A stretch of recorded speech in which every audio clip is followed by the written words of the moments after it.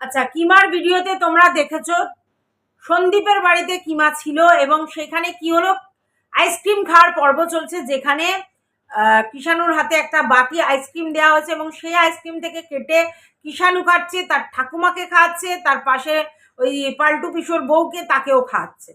এটা যে কতটা ইনহাইজেনিক আপনারা নিশ্চয়ই জানেন, কারণ থুতু চারিদিকে হয়ে যাচ্ছে।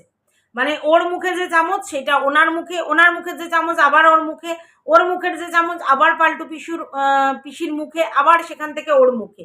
এই জিনিসগুলো জানেন লালা থেকে কত ধরনের রোগ হয়। আর ওর এই মুহূর্তে ইমিউনিটি পাওয়ার নিশ্চয়ই সেই লেভেলের হবে না একটা বড়দের মতো বাচ্চা, ওর মধ্যে কিন্তু অনেক প্রবলেম হতে পারে। তাহলে এই জিনিসগুলো মেনটেন করা হচ্ছে না, এইগুলো কি কারোর চোখে পড়ছে না? কেউ কি সেগুলো দেখছেন না? নাকি আপনারা এইভাবেই বাচ্চাদেরকে মানুষ করেন, যেখানে বাচ্চাদের হাইজিনিকটা আপনারা দেখেন না? বাচ্চাদেরকে এইভাবে মানুষ করেন? বাচ্চাদেরকে অন্য লোকের পাতে খাওয়ান আপনারা? জানা নেই আমাদের, মানে আমার জানা নেই আপনারা কি করেন। তো যাই হোক, এই ব্যাপারটা কিন্তু সবাই একটু নজর করবেন। হ্যাঁ, এই জিনিসটা কিন্তু কোনোভাবেই হাইজিনিক নয়, এগুলো বারণ করুন, বন্ধ করুন। একটা বাচ্চাকে নিয়ে এসে শুধু লাট পেয়ার দিলাম আর তাকে কোলে পিঠে করে নিয়ে ঘুরলাম আর তাকে খাওয়ালাম আর ঘুম পাড়ালাম মানেই বিরাট কাজ করলাম তাই না। তাকে কিছু প্রপার এডুকেশন দিতে হয় ছোট থেকে, সেগুলো যদি না দিতে পারেন তাহলে সামাজিক গঠনটা তার ঠিকঠাক হয় না। এটা কিন্তু মাথায় রাখবেন। আপনারা শুধু একটাই কথা শিখে রেখেছেন, ও পরকিয়া করেছে, ওদের বাড়ি বস্তি ক্লাস, এই জন্য ওখানে ছেলে মানুষ হবে না। প্রথম কথা হচ্ছে আপনারা বস্তি কালচারকেও অপমান করছেন। যদি বলেন কেন, কারণ বস্তি কালচারেই যে সব বাচ্চাই যে বাজে ক্যাটাগরির হয়, এই কথা আপনাদের কে বলেছে? মুম্বাইতে একটা বস্তি আছে, আপনারা নিশ্চয়ই জানেন, সেখানে অনেক ভালো ভালো পরিবার থাকে, কারণ তারা সেই লেভেলের এফোর্ট করতে পারে না টাকার জন্য, এবং সেখান থেকে যথেষ্ট শিক্ষিত ব্যক্তিরা চাকরি করেন এবং তাদের ছেলেমেয়েরাও যথেষ্ট ওয়েল এডুকেটেড হয়। তাহলে আপনারা বস্তির কালচারকে অপমান যে করছেন সেই রাইটটা কিন্তু আপনাদের নেই। অনেক এই যে এক্সেপশনাল নিয়ে আমাদের দাল্লি এত কমিউনিটি পোস্ট দিচ্ছে, সেটা নিয়েই কথা বলতে আসছি। তার আগে বলছি, তাহলে এক্সেপশনাল কেস কিন্তু বস্তির মধ্যেও দেখা যায়। প্রচুর ব্রিলিয়ান্ট স্টুডেন্ট বস্তি থেকেও হয় তার নিজের চেষ্টায়। সেখানে তো কোনো রকম পরিবেশ পারমিট করে না, তারপরেও তার নিজস্ব দক্ষতায়, তার নিজস্ব ইচ্ছায়, তার পরিশ্রমে সে কিন্তু সফল হয়, মানে সফলতা পায়। এরকম অনেক উদাহরণ আছে, তবে সেগুলো এক্সেপশনাল। তার মানে কি আমরা বস্তির মধ্যে বাচ্চাকে রাখবো তা নয়, কথাটা সেটা নয়। কিন্তু এরকম পরিস্থিতি থেকেও ভালো সুন্দর মানুষ হয়েছে, এরকম উদাহরণ অনেক আছে, সব এক্সেপশনাল। আমি কিন্তু আগের ভিডিওতেই বলেছি, পৃথিবীতে এমন কোনো জিনিস নেই যে জিনিসটা এটা মানে এটাই, অনেক এক্সেপশনাল জিনিস আছে। তো সেটার মধ্যে এটাও রেয়ার কেস, তাই কোনো কালচারকেই অপমান করার রাইট আপনাদের কেউ নেই, দেয়নি আর কি। তো আপনারা বস্তির কালচার বলে অপমান করে দিলেন বস্তিবাসীদের, তাই তো? তো এইবার কথা হচ্ছে যে আপনারা বলছেন যে টিনা সর্বক্ষণ লুডু খেলে, ঘুরতে যায়, বেড়াতে যায়, জামা কাপড় কেনে, এটা কেনে ওটা কেনে, ও কখন বাচ্চা মানুষ করবে? ভালো করে একটা জিনিস বুঝুন, যতক্ষণ ওর বাড়িতে বাচ্চা নেই ততক্ষণ বাচ্চার রেসপন্সিবিলিটি ওর কাঁধে নেই। তো তখন সে ঝাড়া হাত পা, তখন সে লুডু খেলা, ঘুরতে যাওয়া, খেতে যাওয়া, এই বাড়ি যাওয়া, কিছু কিনতে যাওয়া, এগুলো করবে। কিন্তু যখন তার বাচ্চা তার কাছে যাবে, যখন তার বাচ্চা তার কাছে যাবে, তখন সেই বাচ্চা যখন তার কাছে পারভারিশ হবে, তখন নিশ্চয়ই সে সেই ডিসিপ্লিন অনুযায়ী কাজকর্ম করবে। আর আপনারা যা নিয়ে এত কথা বলছেন, তাহলে কই ম্যান্ডির বেলায় আপনারা কিছু বলেন না? ম্যান্ডি যে ইনডিসিপ্লিন লাইফ লিড করে, যেভাবে বাচ্চাকে মানুষ করছে, যা খুশি খাই দিচ্ছে, যা খুশি কিনে দিচ্ছে, ওই তখন তো আপনাদের মুখে কুলু পেটে থাকে কেন? ও তো বাড়িতেই থাকে, বাবা মার মধ্যেই থাকে, তাহলেও কি সব সময় ঠিকঠাকভাবে রেখেছে? তবে হ্যাঁ, এখন অনেক উন্নতি করেছে, সমস্ত কিছুতে ভর্তি করেছে, স্কুলে পাঠাচ্ছে, গানে মানে দুবেলা পড়াতে আসছে, তারপরে হচ্ছে তোমার অনেক টিউশনি দিয়েছে, সবগুলো দিয়েছে, যাই হোক পড়েছে। কিন্তু বাচ্চারা অনেক কিছু তো ও নষ্ট করেছে। একবার স্কুলে ভর্তি করেছে, ওখান দিয়ে ছাড়িয়েছে, আবার স্কুলে ভর্তি করেছে, কিছুদিন স্কুলে যায়নি, টিউশনি ছাড়িয়েছিল, অনেক কিছু করেছিল। তাহলে আপনারা এই কথাটা কি করে বললেন যে বাড়িতে থাকলেই যে সে ওয়েল মেনটেন হবে? ওই তো বাড়িতে ছিল, বাবা মার মধ্যখানে ওয়েল মেনটেন হয়েছিল? হয়নি। এবং মা যখন পরকিয়া করে এদিক ওদিক ঘুরছিল, তখন মেয়েও কিন্তু মায়ের সঙ্গে সঙ্গে ঘুরছিল, তার পড়াশোনা সব চুলোর ধরে গোল্লাই গেছিল। এটাও কিন্তু জানেন আপনারা, কিন্তু সেগুলো নিয়ে স্পিকটি নট, কিন্তু এটা নিয়ে বলতে হবে, কারণ টিনাকে তো নেগেটিভ কন্টেন্ট করতে হবে, তার জন্য এগুলো বলতে হবে। তাহলে আগে আপনারা বাচ্চাটা না দিয়েই এত কথা বলছেন যে পারবে না, কি করে পারবে, বস্তিবাসী, অমুক, এই কালচার, ওই কালচার, ওর মা বাবার কোনো স্ট্যান্ডার্ড নেই, ওর কোনো স্ট্যান্ডার্ড নেই। স্ট্যান্ডার্ড কিসে হয় আপনাদের কাছে? পয়সায়, তাই তো? হ্যাঁ, পয়সা স্ট্যান্ডার্ড হয়, নালে ওই সন্দীপের বাড়ির কি কালচার দেখে আপনারা বলছেন স্ট্যান্ডার্ড? মানে কি দেখে? বয়স্ক ভদ্রলোক, ভদ্রমহিলা এই দেখেছেন, ঠিক আছে? তারা কিন্তু বাড়ির চৌহদ্দির বাইরে যায় না, তাই না?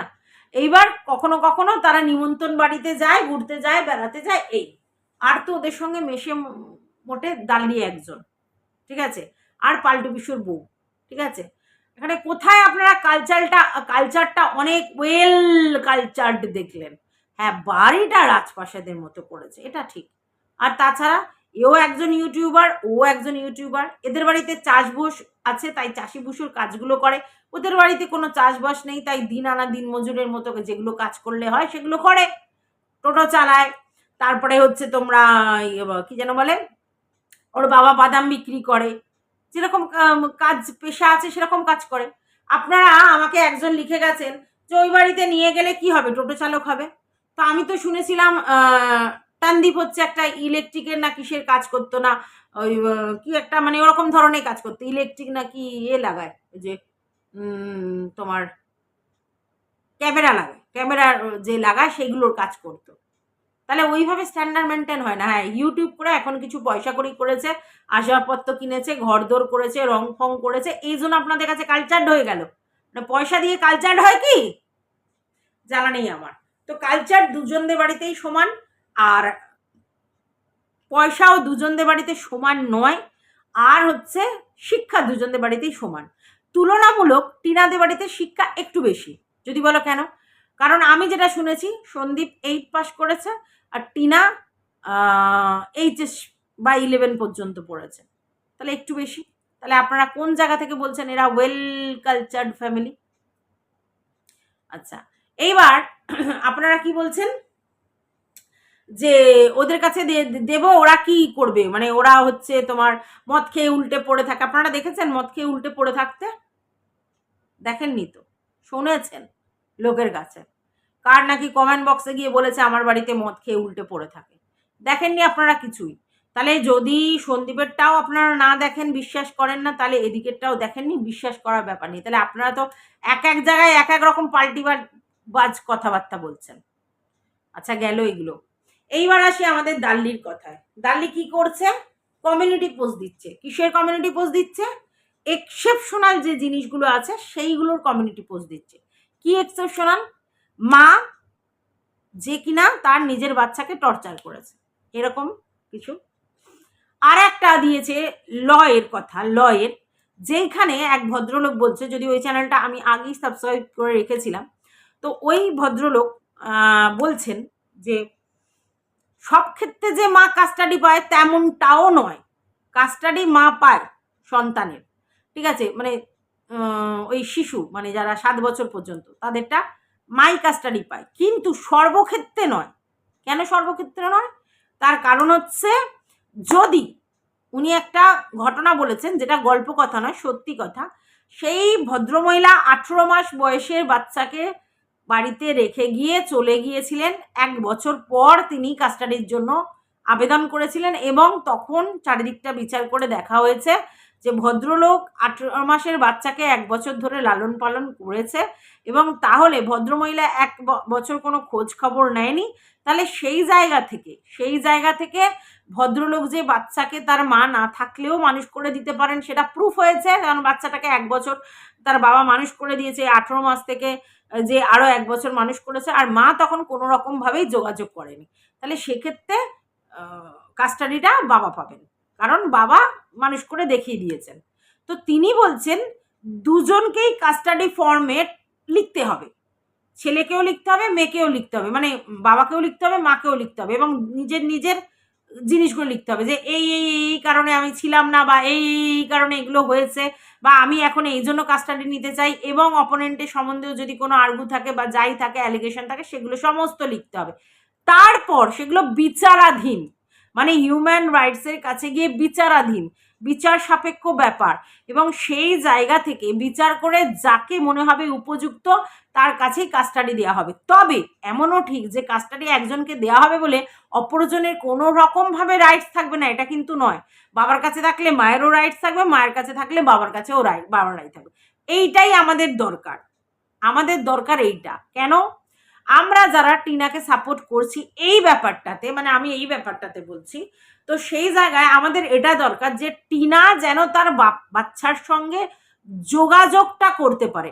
বাড়িতে নিয়ে এসে রাখলেই যে সব জিনিসটা মিটে যাবে তা কিন্তু নয়, কিন্তু টিনাকে তার বাচ্চার সঙ্গে যোগাযোগ করতে দেয়া হোক, তার বাচ্চার সঙ্গে মিশতে দেওয়া হোক, তার বাচ্চার সঙ্গে কথা বলতে দেওয়া হোক, এবং বোঝানো হোক যে বাচ্চাটার মা এবং বাবা দুজনেই আছেন এবং দুজনেই তাকে ভালোবাসে, দুজনেই তার জন্য চিন্তিত, দুজনেই তাকে মেনটেন করতে পারে। প্রয়োজন পড়লে 6 মাস 6 মাস থাকুক, প্রয়োজন পড়লে 1 মাস 1 মাস থাকুক, বা প্রয়োজন পড়লে যদি টিনার কাছে থাকে তাহলে সন্দীপও দেখা করতে পারে, বা সন্দীপের কাছে থাকলে টিনা দেখা করতে পারে। এই সবগুলো আসুক ব্যাপারটা।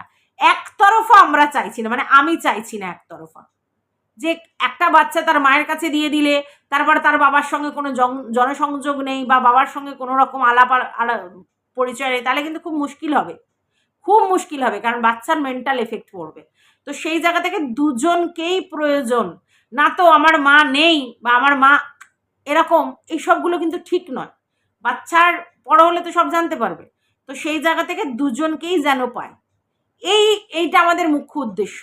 তাতে যদি এক হতে হয় সেটাও আমার ক্ষেত্রে মনে হয় যে সেটা ভালো জিনিস।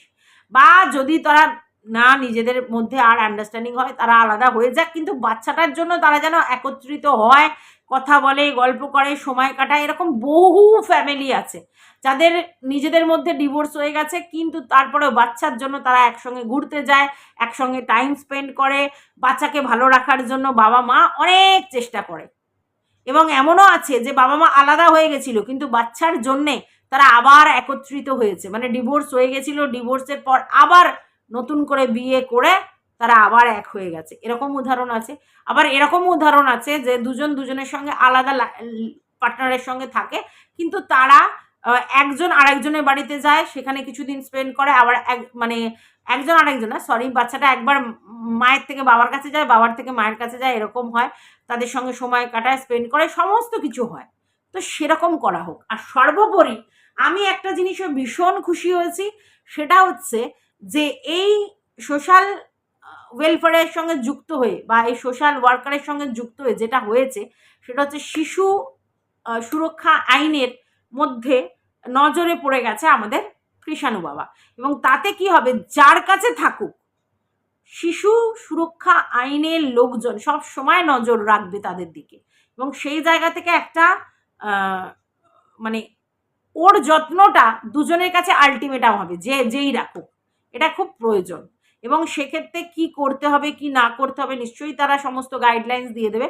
সেক্ষেত্রে আমার মনে হয় সেটা সুদূর প্রসারী কৃষাণের জন্য ভালো হবে, এবং সেইখানে কিছু কিছু জিনিস ওদেরকে মেনটেন করতে হবে, এবং বাচ্চার সামনে কীরকমভাবে রিয়াক্ট করতে হয়, কীভাবে কথা বলতে হয়, এইগুলো যেন ওই শিশু সুরক্ষা আইনে যেরকম আছে সেগুলো যেন এরা মেনটেন করে, পরিষ্কার কথা। আচ্ছা, এইবার কথা হচ্ছে, আমি আগেও বলেছি এই যে রণক্ষেত্র বানানো হচ্ছে, মায়ের কাছে থাকবে কি বাবার কাছে থাকবে, এটা কোনো লাভ নেই। মায়ের কাছে পেলে মা শান্তি পাবে, এটা একদমই ঠিক। কিন্তু এই নয় যে সন্দীপের কাছে থাকলে ছেলে ভালো থাকবে না, তাই সন্দীপকে থেকে টিনাকে দিয়ে দাও, এই কথা আমি কখনো বলবো না, কখনো না। দুজনকেই বাচ্চার দরকার, আমি প্রথম থেকে বলে আসছি। তাহলে সন্দীপের কাছে থাকলেও থাক, কিন্তু টিনার মানে কি বলবো, টিনাকে দেখতে দেওয়া হোক, টিনাকে কথা বলতে দেওয়া হোক, টিনাকে মিশতে দেওয়া হোক, টিনাকে 2-4 দিন তার কাছে রাখতে দেওয়া হোক, সমস্ত করতে দেওয়া হোক, এটা বলেছি। আচ্ছা, এইবার বলা হচ্ছে যে সেক্ষেত্রে যদি লড়ে যে পাবে তার কাছে থাকবে, তো এরা যদি লড়ে যে পাবে তার কাছে থাকবে। আইনের উপরে তো আমরা নই, আইনের এগেনস্টে গিয়েও আমরা নই, আইনের উপরেও আমরা নই, তা আইন যেটা সিদ্ধান্ত নেবে সেটাই হবে। কিন্তু এইখানে আমার একটা অবজেকশন অন্য জায়গায় আছে, সেটা হচ্ছে এই যে কৃষাণুর মুখ বেছে বেছে যারা কন্ট্রোভার্সি ক্রিয়েটাররা ভিডিও করছে, সন্দীপের কি উচিত না তাদেরকে বলা যে প্লিজ আমার ছেলের ফটোটা লাগিও না, আমাকে বিক্রি করছো কোনো অসুবিধা নেই, আমার বউকে বিক্রি করছে তাতেও কোনো অসুবিধা নেই, কিন্তু আমার ছেলেটাকে স্পেশালি ছেড়ে দাও, বা আমার বাবা মাকে স্পেশালি ছেড়ে দাও, আমার মা বাবার মুখ বসিয়ে, আমার ছেলের মুখ বসিয়ে কেন ইউজ করছো? আমি কন্টেন্ট দিচ্ছি, আমি একজন ব্লগার, আমাকে ইউজ করছো ঠিক আছে, টিনাকে ইউজ করছো সেটাও ঠিক আছে, কিন্তু এই যে আমার বাচ্চা দুধের শিশু, তার ফটোটা ডেলি ইউজ করা হচ্ছে, সেখানে প্রথমেই তার পাতানো দিদি করছে, তো তাকে এই কথাটা বলতে পারছে না? শিশু সুরক্ষা আইনের মধ্যে তো এটা নিশ্চয়ই পড়ে যে বাচ্চাকে এইভাবে ওপেন প্ল্যাটফর্মে বেচা যায় না, বাচ্চার মুখ বেচা যায় না। তো তাদেরকে বারণ করুক যে বাচ্চার মুখটা বন্ধ, মানে বেচা বন্ধ করুক, বা বাচ্চার ঠাকুমা দাদুর মুখটা বন্ধ করুক বেচা। নাকি মানে যারা কন্ট্রোভার্সি ক্রিয়েটাররা তারা এটাই ভয় পাচ্ছে যে বাচ্চার মুখ বসিয়ে আর ভিডিও করতে পারবো না, বাচ্চার মুখটা বেচতে পারবো না, দ্যাটস ওয়াই বাচ্চা যদি চলে যায় টিনার কাছে আমাদের অসুবিধা হবে, তার জন্যই কি বাচ্চাচ্ছে? সেটা জানতে হবে। যে যার স্বার্থে ঘুরছে, পরিষ্কার বোঝা যাচ্ছে এখানে, মানে জাস্ট বাচ্চাটাকে ইস্যু দাঁড় করিয়ে এরা স্বার্থে ঘুরছে, ঠিক আছে? তো সেটা করবেন না প্লিজ। বাচ্চাটাকে বাচ্চা শিশু সুলভের মধ্যে থাকতে দিন, যেখানে থাকলে ওর ভালো হয় সেখানে থাকুক, এবং সেই ভালো থাকাটা, আমরা কেউ নই ডিসিশন মেকার, আইন রুলস অ্যান্ড রেগুলেশন যেটা ঠিক মনে করবে সেটাই আমাদের মাথা পেতে নেওয়া উচিত, এবং সেটা বিচার সাপেক্ষ। টিনা যা বলছে বলছে, সন্দীপ যা বলছে বলছে, সেটা ওদের সামনে বলে কোথা থেকে কি হয়, কি সিস্টেম আছে সমস্তটা জেনে দুজনরা নিজেদের মধ্যে আন্ডারস্ট্যান্ডিং করে যার কাছে থাকলে ভালো হবে তার কাছে থাকুক, অসুবিধা কি আছে? আমি তো কখনোই বলবো না না সন্দীপকে জব্দ করবার জন্য কৃষাণুকে নিয়ে আসো, কখনো বলবো না এই কথা।